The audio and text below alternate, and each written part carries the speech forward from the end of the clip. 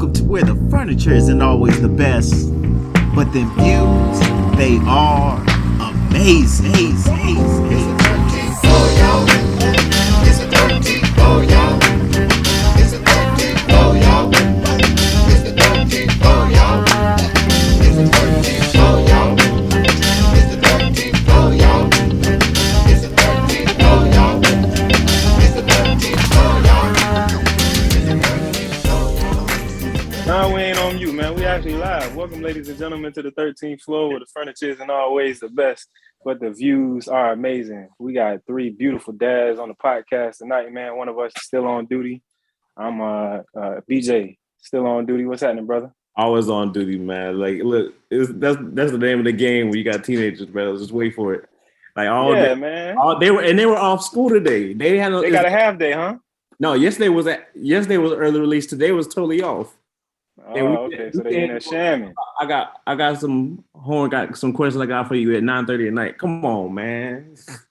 You're supposed to be winding down, getting your meditation in, your yoga or something, so you can go to sleep peacefully, wake up refreshed.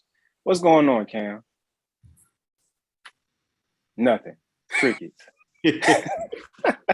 Smiling in the back. Shout out to Cam, man. I love to hear. Yeah, Coach K, what's happening, baby? Say, stop twisting your hair. Get your fingers out your hair, Cam. What's going on, man? How's Asher on your end? Oh man, he's good, man. He's asleep, the usual, man. You just never know what Asher's gonna say or do. So I bet that's just an exciting little youth experience, man. Like, especially when you got your looks at how old is Asher now? 5, 6? 5 years old. That's just like walking comedy right there. Walking comedy. Yeah. I don't even know. Did y'all go through this, man? Did y'all go through where all of a sudden, like, they just don't want to eat anything that you have at home? Oh yeah, I'm going through it right now. And then it's like, well, I guess you're not eating it like then, so. Hey man, peanut butter jelly works wonders. And when they can't even have that, well, they can have jelly. They can't have peanut butter bread anyways. Though two of mine couldn't even have that. So, so man, that's tough. You're already limited. Turkey and cheese, it is. I'm gonna be the bad guy tonight, and I guess we're gonna have grumbly stomachs, and you're gonna learn today when you wake up in the morning hungry as hell. You ain't gonna do Nia actually surprised me yesterday because I got this like pre-made salmon with some like garlic honey breading on it or whatever. It sounded like it was gonna be really good, but the coating didn't crisp like it was supposed to in the oven. I should have just put it in the air fryer and it probably would have done right. But I made that yesterday and some red beans and rice and threw some smoked sausage in there or whatever. I just knew Nia wasn't gonna have anything to do with the red beans and rice, and she had a whole bowl full of it. Like, this is great. Where'd you get this from? I was like, you what? Whose child are you?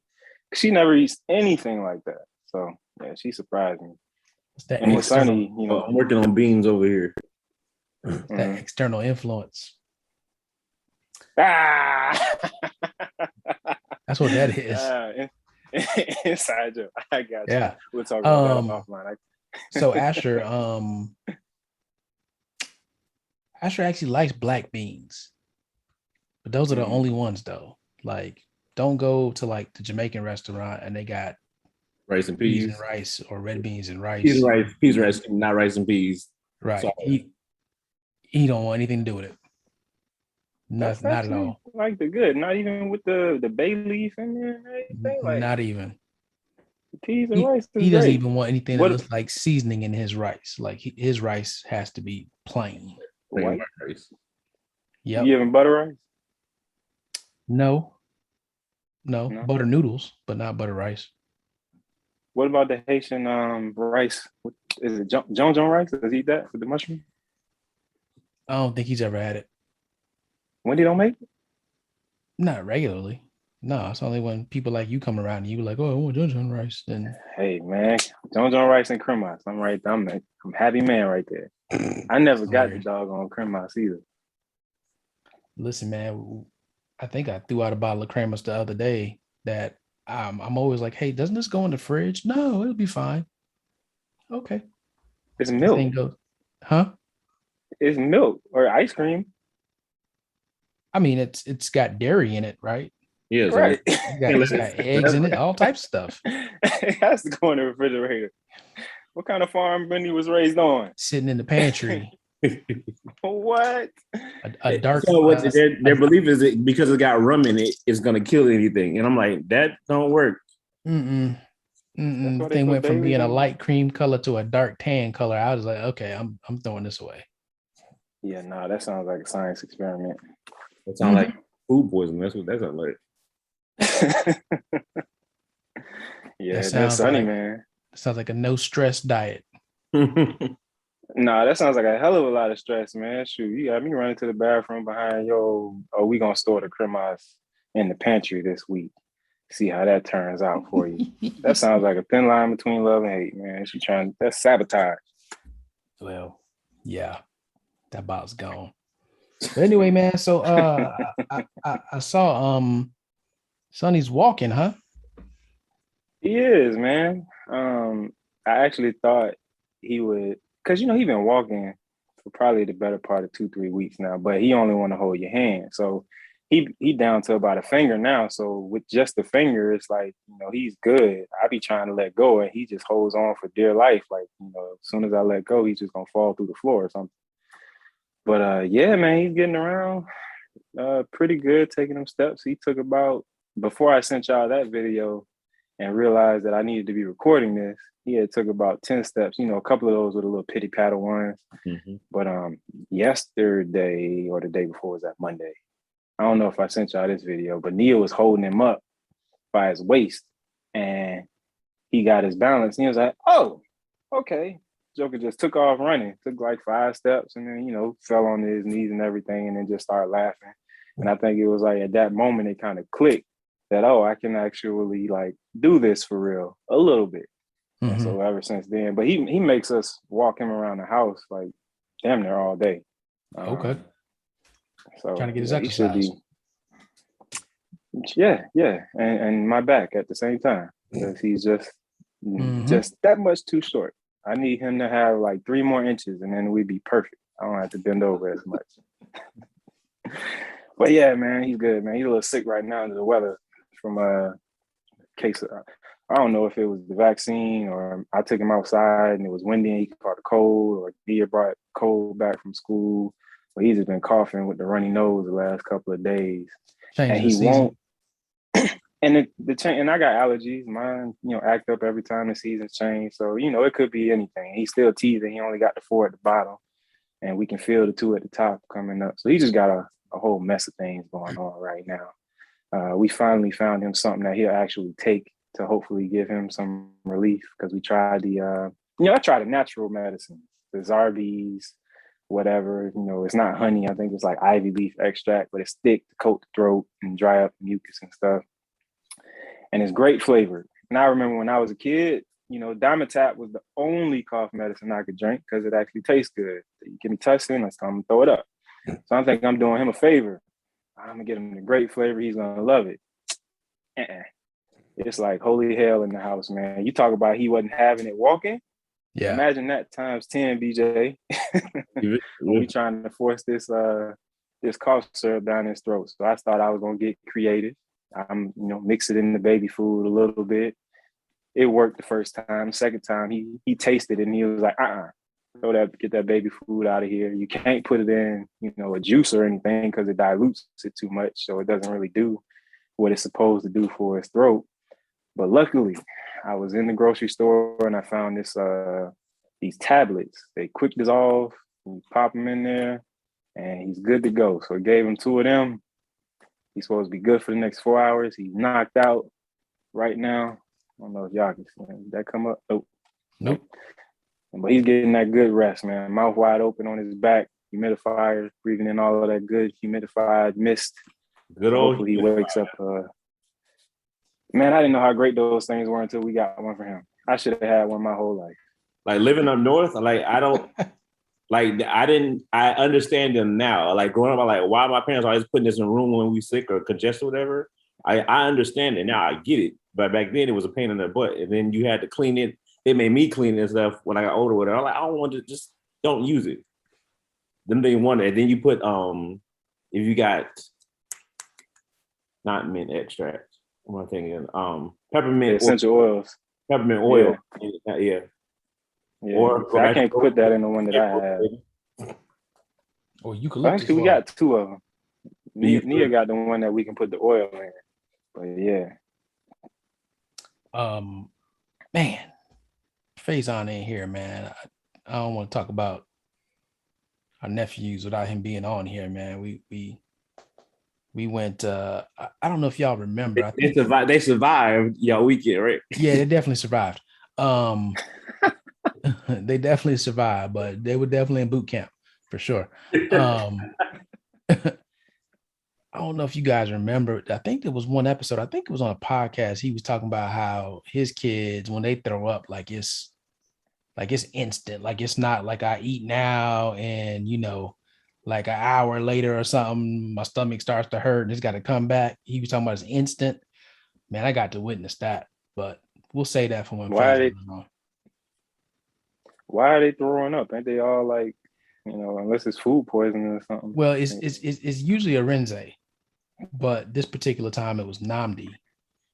And he just Namdi likes he what he eating likes. too much? No. He likes what he likes. If it's not Nigerian food, he don't really mess with it too tough. So literally, like they have to bring food over here, jollof rice and everything. When he's coming, it's very specific things. He'll eat grilled chicken. He won't eat fried breaded chicken.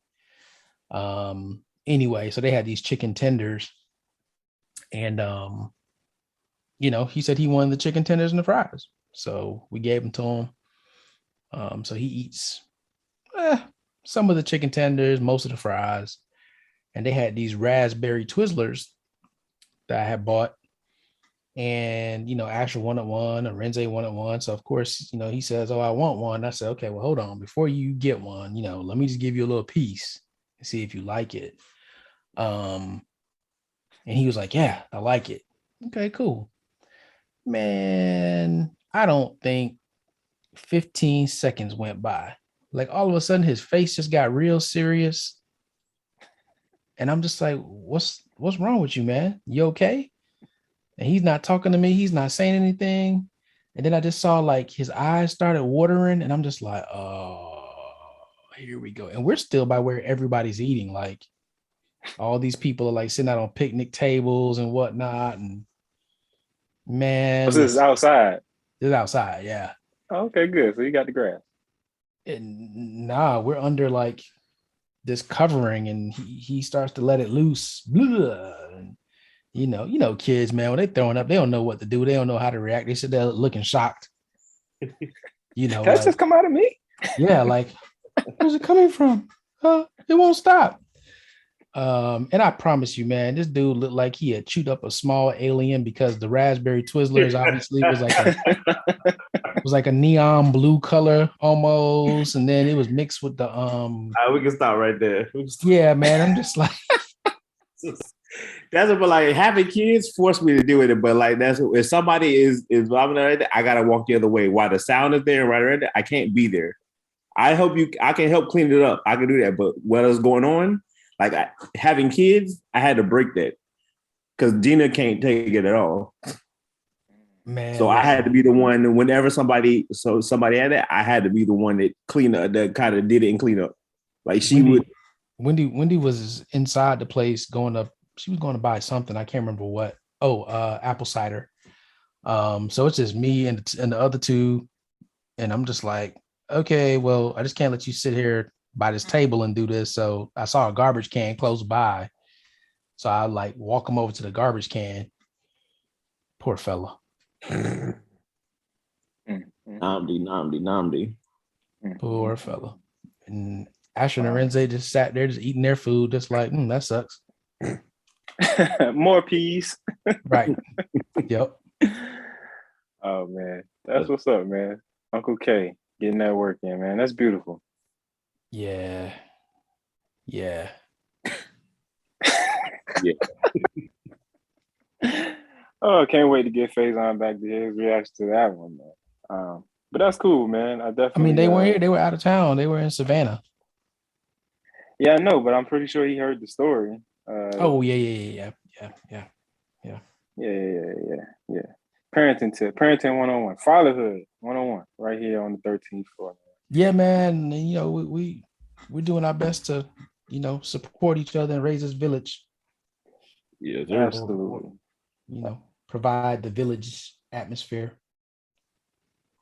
Speaking of providing the village atmosphere, I want to go back to a conversation we had an episode ago when we were talking about, raising men and holding men accountable and raising young men. And I threw Kellen out there as an example of, what what could potentially happen, as far as his behavior is concerned, if it goes like unchecked. And, we had that situation with him just acting a fool in school, and we had to, put some parameters around him, pull him off the football team. I had to have, conversations with him to help him understand, his behavior, things he's up against, the opportunity that he might be, you know, uh, taking advantage of at this new school to help him, find the right way. And all of it looks like it's paying off. And I'm really, really thankful. Had a very, very proud fatherly moment. Initially Saturday, but then again today because I got his report card. And my dude's balling, man.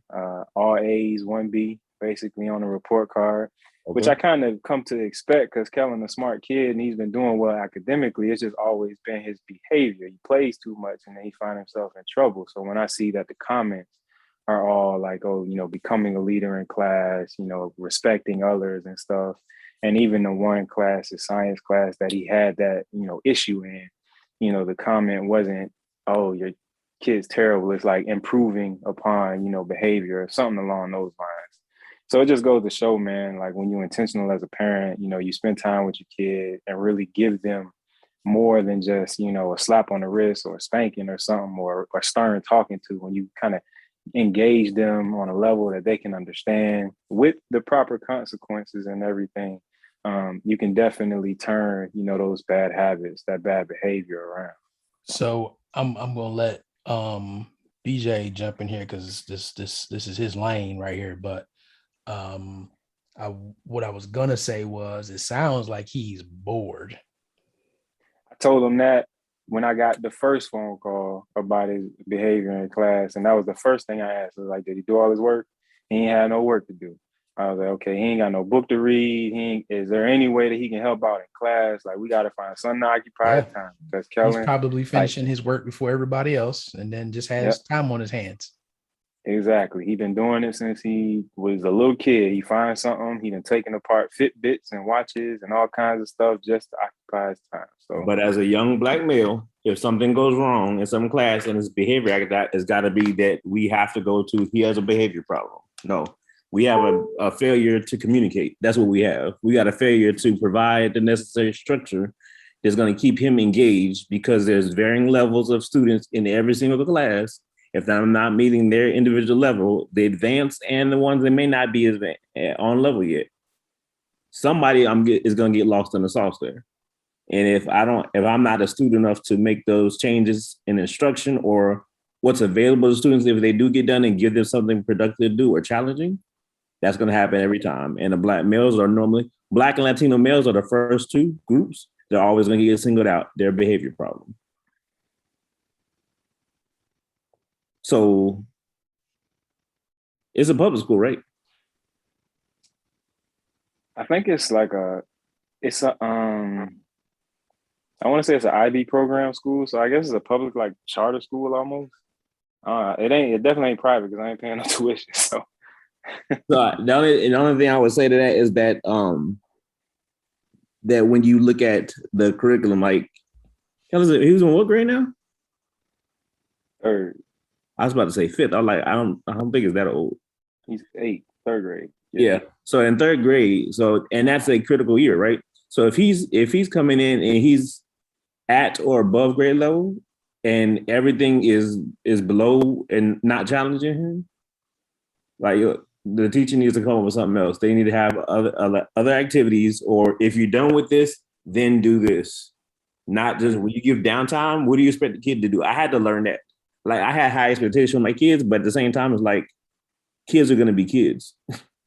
If you don't provide, like at your house, if you ain't checking up on your kids every now and then, you give them some free time to kind of do their own thing. But if you ain't checking in or provide them some structure, whatever, they're gonna resort to what kids do. They're gonna tear up something. They're gonna go and pull apart those bits and watch it.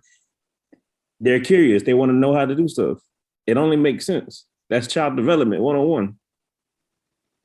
Like, and that's the same thing. He had a conversation with Art. So, and that's another. We need to get some early childhood, some men is in early childhood, and have that conversation. I got somebody I'm thinking about somebody directly. A UM grad, of course, was a principal, was a teacher, was a principal in elementary school. Is now doing some major thing down in Miami-Dade. We got to get him on and have some more conversations to get another perspective. Because people, I sound like a broken record sometimes. But the problem is, like, when you look at everybody who's in that school and how the teacher teaches, like, is this a problem with that minority group in the school, in that classroom? Is this a trend? There may be some other implicit biases there. So that's a deeper hole we got to dig into. You are absolutely right, because I think for one of the other pivotal pieces is that he has a teacher that is very engaged. We had a meeting with her. She wasn't trying to throw the book at Kellen. She actually tried very hard not to write him up, but he was just forcing her hand at one point in time. But we put together a plan, for him to have other ways to be involved in the class, and executed on that plan to help him see, the progress that he's seeing now. So it's like the educator is supremely important in this situation, because on the flip side, another friend of mine whose daughter is in kindergarten or first grade this year, I think kindergarten. And we talking about kindergarten, first of all. So 1 year out of daycare, where it's loosely structured, to say the least, and to kindergarten, where it's a little bit more structured, but again, it's kindergarten. We got to kind of, give a kid a little bit of slack. And to be fair, the young lady, she's super high energy. She reminds me of how Nia was when she was a little girl, super high energy, into almost everything. You could, if you wanted to be, labeling of the child, you could absolutely tag them with like ADD or ADHD or whatever it is, because she's just that, all over the place. But it's not a bad thing. It's her personality. She's so like personable and energetic and just out there that it's like, it's contagious. It's like, damn, I want her to keep that same energy as she goes through life, because she'll love and live life the way it's supposed to be if she can hold on to that energy. But the teacher she has, it's like the child can't do anything right, because, she's, constantly like off task or can't focus or quote unquote doesn't listen. And the teacher was just giving my friend a hard time about petty things that were going on in the classroom. And instead of like, really searching for solutions or ways to kind of utilize this child's potential and, whatever their opportunity is, turn it into some type of strength, it's like, no, you need to correct this. And then all you ultimately end up doing is dimming the light of the child. And she grows up thinking that she can't do anything right, or that this isn't, the way things are supposed to be. And it's so much so that the child actually says, mommy, I'm trying, but I don't know what I need to do. So it's like she doesn't even understand. And at that age, it's easy to come to that. So, I don't know what you got to say on that piece, BJ, but the educator, is supremely important in these roles. And as parents, we have to be advocates for our children at the same time as trying to find that balance with the educators. We're gonna save that deeper conversation for another episode, because we can go on for the next couple of hours about that one. So I'm gonna throw this out there real quick, just to get the poll real quick. Somebody did a poll. I saw it on Instagram and Facebook the other day, right? How old were you? What grade? What level were you when you had your first black male teacher?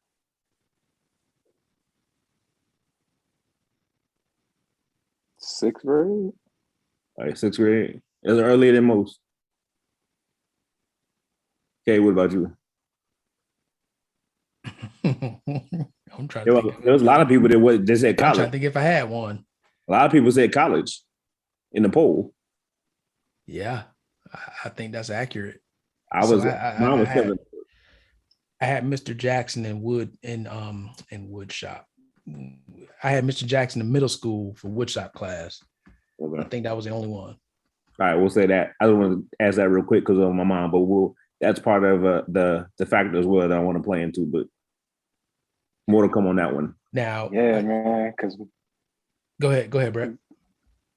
I'm just thinking back to that time because it was like sixth grade, Mr. Phillips, and like he was a really good teacher, man. Like, because he didn't like he kind of you don't know it at the time, but he was teaching you how to be a responsible man at that point in time. Like he didn't he made things fun, but you know, he held you accountable. It's crazy. And he lived in my neighborhood too. Mr. Phillips. You said a whole bunch in that statement right there, but we'll unpack that. Okay. Nah, I was just going to say that I just realized, as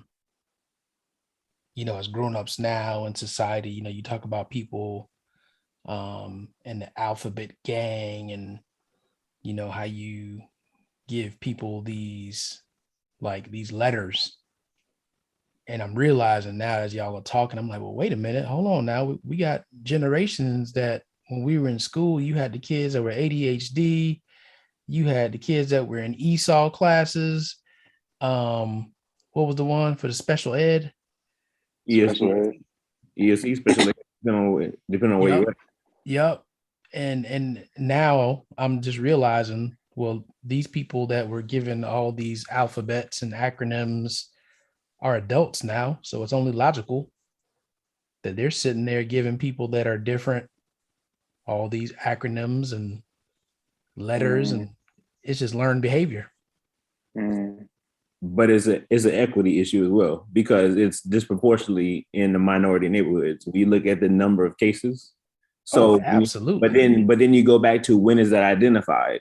It's identified normally between kindergarten and third grade, who are mainly the teachers, white women, and who are the majority. Again, go back to who are the majority kids that are identified. Again, that's not all cases, but when you look at the majority of the cases across the board, those are the trends, and there's data to back all that up, right? So when you look at an equity issue, look at things, it's not really that. It's go back to the tie-in right there where Brett was talking about earlier. Are the educators equipped with the right processes, the responses to adapt to and respond to the kids in their classroom? Or is it because this is the way I learn, this is the way I teach, you don't conform to that, you're breaking the rules, now you're in trouble. Now you must have a behavior problem. So system, did we then equip the schools with the right educators? Then it goes right back to system, because once you get these labels and these acronyms and these letters, you now start a trend in the system that says, oh, well, you were this. You're tracking. You were identified as this between kindergarten and such grade. And then that just tracks for the rest of your time. You're tracked and you're pretty much pigeonholed with a lot of different things. Now, is some of that necessary? And in some cases, yes. I used to be a big, not a proponent for medication, but I met two kids that were fifth graders when I was back in Ohio. They absolutely proved me wrong. And even though it took us a while to get the right medication, but again, that was my special education, lead special education person for that school was my job. So working with their doctor, working with their parents, working with anybody else on that team was my responsibility to make sure we adjusted. No, we're not seeing this effect, or they're coming in sleepy, they're coming in hungry, they're not eating, they're losing weight. We need to adjust this today. They can't wait till next month. Having that voice at the table was what was needed. And as soon as we got that adjusted, those were some of my best performing kids ever. But that was two out of probably the 15 I had in that school, they were on meds at that time. Yeah. The other ones, Again, learned behavior. Because what are we doing now? Now we're trying to put adults on medication in mass numbers. okay, tell it like it is. And the tracking for that is just so random and inconsistent and biased, because have either of you seen reports of places that are like COVID cases have spiked downward by as much as 30%? Aren't they saying like that is pretty much the case across the country? In most of the most heavily hit COVID places, yeah. Mm-hmm. Nobody's talking about that. You still continue to hear about the people that are unvaccinated. Yeah, pushing the agenda. Before we get to the unvaccinated and unvaccinated, I want to take a moment to remind everybody, if you like what you hear, if you're on the YouTube page, go ahead and hit that subscribe button. If you listening to us, make sure you share, leave a comment, leave a review on the Facebook page at 13th Floor, please. Make sure you're following us on Instagram at 13th Floor, please, and get us each and every week. So going into what you was just talking about, okay, the vaccinated and the unvaccinated. These mandates, they're coming down hot and heavy nowadays, man.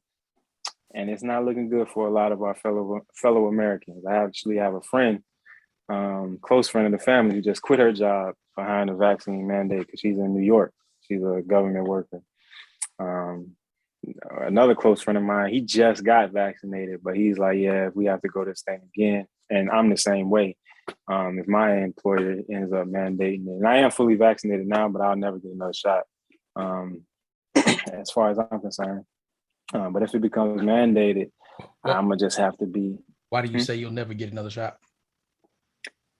I didn't feel like I needed it in the first place. I only got it to serve as some sort of protection, hopefully, because I was traveling and I was going to see my grandparents and my mother, who weren't able to get to vaccination sites. Because I do think I'm one of those middle of the road folks when it comes to this vaccine. I think I'm pro-choice. Like, if you don't want it, don't get it. But if you get COVID, then you got to deal with the consequences. I think that if you're immunocompromised, I think you probably should go ahead and get a shot. But if you're not, you live a relatively healthy lifestyle, you know, and your immune system can hold up to like the flu or whatever, then I don't really see reason to subject yourself to something that's so new. And that's the thing for me. There's no long-term study on this. So I took a chance on myself, but I would never put my kid through that. Like, they talking about mandating the vaccine for kids to go to school. Absolutely not. I've already wanted to homeschool Nia, and will probably homeschool Sonny when he gets of age. So it absolutely won't happen. But yeah, that's why I think my immune system will hold up even if I was to get COVID. I thought I had it twice already, and you know, came back negative. But yeah, no long-term study, man. And I don't get the flu vaccine. COVID, if you get it, from what it looks like, it can be an intensified cold or pneumonia and everything. But again, I eat relatively healthy, so I feel like if I take care of my body's going to take care of me. And I don't really want to continue to put foreign substances in, especially when there's no data to tell me what it's going to do to me in 10 years. I'm already taking that risk. I'm not going to continue to take that risk, you know, knowingly. Listen, and not against anybody that's taking the vaccine. Not against anybody that hasn't taken the vaccine. Like you said, it's your choice, just like all the other vaccines in my history. It's your choice. To a degree, you know, it makes you scratch your head, because there are plenty of communities that would have liked to have taken some of the other vaccines, but it was never made available to them, or they didn't have the means to get it, or the rollout with insurance. What'd you say, sir? The rollout was just piss poor. I got another story for that one too. Yep. You know what I mean? So it just doesn't add up that all of a sudden this one, you know, you giving out Krispy Kreme donuts if you come get your vaccine and Krispy Kreme donuts. You getting lottery tickets, brand new cars, playoff tickets. I heard they was giving away Super Bowl tickets. Broward County put it in. Once you prove you better, it's like a $1,000 bonus for teachers. you see what I'm saying? Like it's just the weirdest thing ever. I don't know what's behind it. I ain't trying to be, as I tell you, I'm not a conspiracy theorist. I'm just a theorist, as I've said before. But it's just crazy, man. Like, where does this come from? Like, so I don't know, but I'm watching them mandate stuff left and right. And, it is what it is. When all of a sudden your employer starts stating that you have to, report your vaccine status, it's like, for real? Like, if somebody calls out sick, I can't ask them sick with what, but you want to know my vaccine status? Like, these things don't add up. So employee wise, we did that through Workday about 4 months ago, 4 or 5 months ago. It's voluntary. You can yes, no, or I wish not to answer. But as of last month, to put out like October 25th for certain levels. No, for all next Friday, everybody has to upload their status or the waiver form. So it's being mandated for us. Yeah. Like I said, I get both sides of the coin, right? I get it. There's certain industries, certain ways you travel, certain populations you're around. I get it. I understand the push. But again, at the end of the day, I do think it's somebody's choice. Like we do anything, there's the pushback for childhood vaccinations now, right? For some of them, and some of the effects that we're finding out now that aren't 100% linked to it, but the evidence is pointing that it is pointing to some of them. I have cases close to family that I've found out about over the years that after this vaccination, then these other things have happened. Like with growing up, I never even knew about until now, me being 40 years old, I'm hearing these stories about. Ultimately, it is a choice. But again, I think like Brett said, I do believe that if the choice is not to, then again, that's what's going around. That's what happened. But I just understand the consequences. Like we chose to, we had close family members that are immunocompromised. Myself being type 1 diabetic, the highest recommendation was for myself, go ahead. We went back and forth about it for a while, decided to do it. Would I get a booster? Would I get another one? Probably not, though. And I don't think, it's not like I'm against the medicine, against the technology, whatever. It's just like at this point in time, I just need to kind of wait and see. Now, I will say we did make the decision for our kids because at that point, they were all 12 and over when that decision was made. And that was really because at that point in time, what was going on in Florida was unprecedented. And we're just looking at surroundings to get them back in the school building. They wanted to go back, and the best option at that point in time for all the cases that were popping up, whatever, is to, okay, let's make the decision. Would I put them back through that? I wouldn't do it again for them. So, what's crazy, they're even tracking because they thought, and this is Dr. Fauci, hey, there's going to be a huge spike when college football starts and NFL starts with people going to stadiums and all this stuff. Nope. Spike didn't happen. They just had Carnival down there in Miami, the Caribbean Carnival. Yep. They're like, oh, there's going to be a spike. Nope, no spike.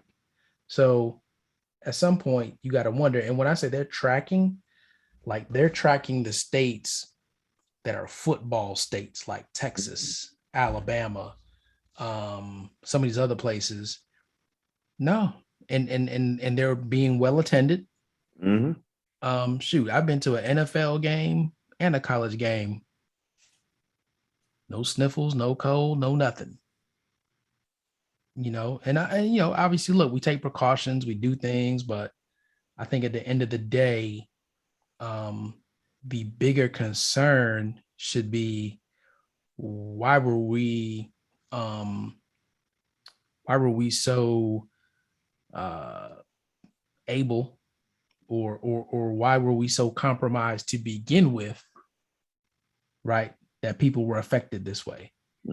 Like that should be the focus and the concern at this point. Like, hey, as a society and as a country, we're just generally not healthy. Correct.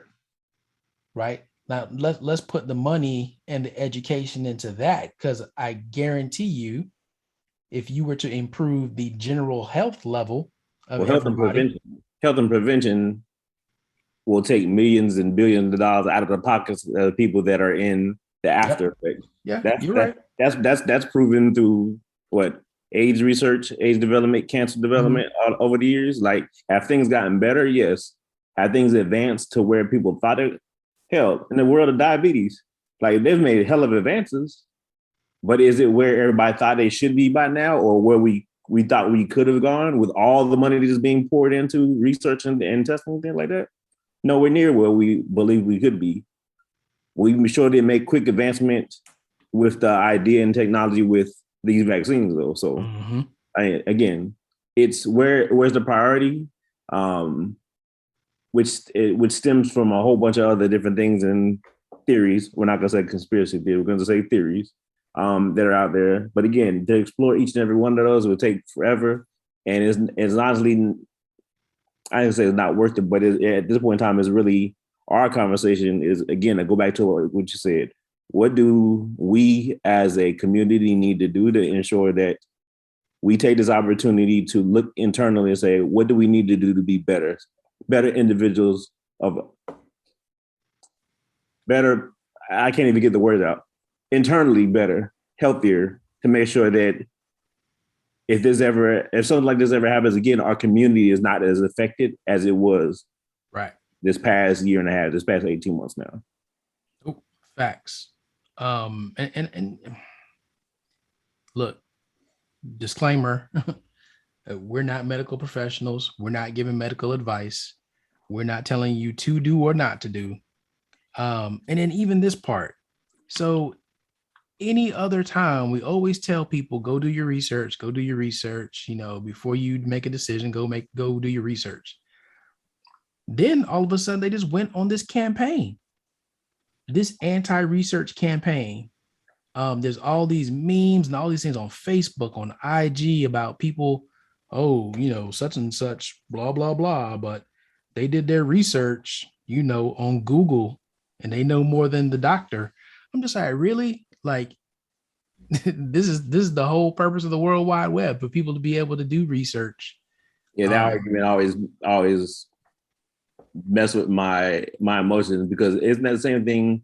For example, what we always tell what the message has been for Black women over the last couple of years about, before you sign off anything your doctor tells you, go do your own research and ask questions. Like, and I've heard personal testimonies of how pregnant minorities, and I'm not gonna say black women, pregnant minorities, women have questioned their doctors about stuff, and doctors have backed down from what they've been pushing. Men and women overall have started asking more questions based on the research they've done, and doctors have stopped pushing prescriptions. So that's the type of stuff we've been telling people to do forever, like you said. And yeah, also I get it. Oh. John Hopkins' degree is valuable, and I respect it, but you can't shut people down for having questions based on the research that they're doing. We're taking people back to the why have information if it's not going to be accessible, or we're not going to rely on it. Case in point, we just took Sonny to get his 9-month checkup, and they was trying to give him 2 vaccines at the same time that could increase his likelihood of having a seizure.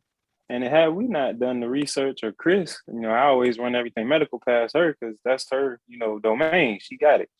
Had, she not looked them up and went to the CDC website, he would have had 2 vaccines going in that don't typically go in together and been at risk. And it's like, we are of a higher mind. So yeah, we gonna ask questions. But how many people come through that doctor's office that, just take whatever they say for granted? Yeah. Or, you the professional. You got those letters behind your name. You right. part of the alphabet gang. You know, man, it's just so frustrating. It's yeah. I don't even know. I don't even know what to say anymore because it's just crazy. So I'm gonna switch directions again. A Oh, hard switch. hold on before you switch that direction. Right, I remember what it was I was gonna say. They even clowned Nicki Minaj for what she said. Oh yeah. What'd she say? She had said some relative was getting married or something, and he took the vaccine in Trinidad, and his testicles swole. Mm. And something happened with his testicles, and now whoever didn't want to get married anymore, whatever. So they clowned her and said, "Oh, the vaccine doesn't cause this, blah blah blah blah blah blah." Well, there is a system that tracks all vaccine adversities that happen, all instances of things that deviate from what's supposed to happen. I can't remember the name of the system right now. Mm-hmm. Do you know that there are more documented cases of this testicular swelling because of people that had just taken the doggone vaccine? Wow. But they don't want you to know that though. But that information is not out there. Right. All right. But we go back, So and I think the problem with that is other people have issues with the whole stay in your lane argument, right? So I apologize. I forget what it was. Oh, it was a Black Lives Matter movie with LeBron. Right, where somebody told him to just dribble, shut up and dribble. Here you got Nicki Minaj coming out and talking about this whole medical piece or whatever. That's not your lane. Stay in your lane. But again, the conversation we just talked about, do your research. Now, again, I don't want to hear nothing third party stuff, but also do the research, go out and find out things. If there is information out there, there's data about it. Let's talk about it. Let's put it out there. But don't shut somebody down just because that's not their thing. That's not their field. Like just because somebody else, if you guys go in and tell me y'all did something about a deeper dive in something education, whatever, I ain't about to shut you down and say I'm the expert. I'm about to listen and look, I need to go look at that up myself and look into it. All right, let's go. I don't make myself the expert in everything, but in anything, but I know what I know, but I also know there's a lot I don't know. It's called the VAERS system. For those of you that if you want to label me crazy, it's VAERS. And if you look it up, you'll see that they track any vaccine, any adverse reactions, and it's all documented. I think it's even publicly accessible. Yeah, I remember hearing about it on another podcast. I want to say it was a Model Health show where they were talking about the vaccine some months ago. Yep. So I want to switch subjects. Last subject for the night, and then Coach K is gonna close us out. Another frustrating topic, especially for myself, because I just don't understand why. But K and BJ gonna help us break it down. And again, we started this segment off by saying we don't have any qualms against the LGBTQ community. We are very inclusive when it comes to people of different backgrounds. So we want to just throw that disclaimer out there. That segment might go a little bit longer than we think. So I don't know if we want to table that for next week. I don't know how long we've been on. How long we been already? How long we been on here? I know I forgot to cut the timer on. I want to say we've probably been on here by it's been 45, 55 it's been about 50, 55 minutes because me and Kay were on before the timer. Yeah. I think we're gonna let that one marinate. So catch us next week. We're gonna get all the way into that, and hopefully we got Fresh. He won't be on his home improvement stuff, and Faison will be available, not out BFBGing as he loves to do. So yeah, Coach K, you got a corner. Actually, BJ got the corner this week. Coach K is gonna close us out.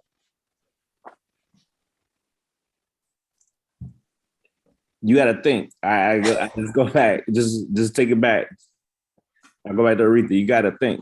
Think for yourself. Make decisions for yourself. The popular decision is not always the best decision for the individual, right? So we've talked about a lot of things tonight. But when it comes down to you and yours, you got to make the decision. But be willing. Just my other thing, you make a decision and make it right. You got to be willing to stand behind the decision, right? Are we always going to make right decisions? No. Who knows? 5 years from now, everybody who decided to take the vaccine, everybody who didn't, who decided not to, we don't know what's going to happen. But what's the best thing for you, your family, and your surroundings right now? Like I said, I gave a couple of reasons why we decided to do stuff. But that was my family. That was my household. My neighbor, you guys, my other family members, the other places, the other US didn't have the same circumstances that I did. So again, I just need everybody to start thinking for themselves. You take in all the information, you can listen to friends, whatever, but make decisions. This is the best thing for you. That's really the foundation of it. When you really think about everything that's going on, personal life, out in public, things that are public decisions like the vaccine, things like that, it's always down. What's the best decision for you, your immediate family, and what you're planning for the future? That's what you got to take in consideration. Like I applaud the people that have taken a stance like, look, if this is on the vaccine front, you're requiring it, I'm not doing it, here's my resignation. I applaud those people because that takes courage. There's a lot of people that would, because of that situation, because of the status, because of the money, they wouldn't make that decision. They would just go along with it. If that's not what your internal instinct is telling you to do, don't just go along with something. That's never the boat, just to follow the crowd. So just think, people, think. Yeah, man, don't get it twisted. It's not as we said before, anti-vaccination, man. We definitely believe in, the middle ground there. I have a grandmother who is fully vaccinated, still caught COVID, and I believe the reason that she is still with us is because she was vaccinated when she got it. She has type 2 diabetes, she has thyroid issues, high blood pressure, all of that. And she was able to withstand the mild effects after getting vaccinated. So it's personal choice, man. Do what's best for you, as BJ said. Coach K. Yes, sir. I'm sitting here and I'm thinking, and I'm just trying to decide, how do we direct people right now? And I think this is yet another example of where you got to get in tune with yourself and figure out what's best for you. Some of you, we were just talking about grandmas and stuff. Some of you, this is the most shocked you've been concerning your grandma, your mom, or whoever. Probably the most shocked you've been since you had children and they were watching them and let them do some of the things that you could never do, because they're telling you to go out there and get vaccinated and do all this. Whereas before, that generation was telling you, oh, you got to be careful. You can't trust them. Don't go take that. We got these natural remedies that we know will take care of this and take care of that. But all of a sudden, they in the camp. Go get your vaccine. Even my mom's like, oh, well, son, where are you going to be able to travel to? And I'm sitting there like, I guess I'm going to save some money. I don't, you know what I mean? Like, we going to find out where I can travel domestically, I guess. But listen, operate outside of the influence of somebody else. You cannot continue to just put your life in the hands of somebody else and just think it's going to be all right. You know what I mean? We've done that. We've been there, done that. You've done that with your job and your development and how you can grow your career. You've left it to somebody else. Where did that get you? You've left your health to somebody else, right? In the past. Oh, somebody's going to make the food and they're going to make healthy choices for me. No, that didn't happen, right? Somebody's going to go with you to the gym. No, that didn't happen. They didn't show up. There are so many things. You married somebody and thought it was going to be the perfect union, and you based all your happiness on that person. And guess what? It didn't happen, right? Because you needed to make you happy before you can go and try to be with somebody else and be happy, and depend on that person. So all I'm saying is figure out what's best for you. Just as BJ said, as we've been saying, you got to stand on your own 2 feet and make your own decision and live with the consequences of that. And that's what it comes down to. Stop looking for a scapegoat. Stop looking for somebody else to blame something on, to put something else on. This is on you. And that goes beyond just this vaccination, right? The success of your kids is on you. I don't care if, well, it's probably not possible, but you should only have one person that helped you make, per child. But, it's not on, we talk about it takes a village. Well, guess what? You got to build a village. Definitely. You pick who's in the village. You just can't assume that the people around you are instantly your village. Make the best decisions for you, make the best decisions for your loved ones, and keep it moving.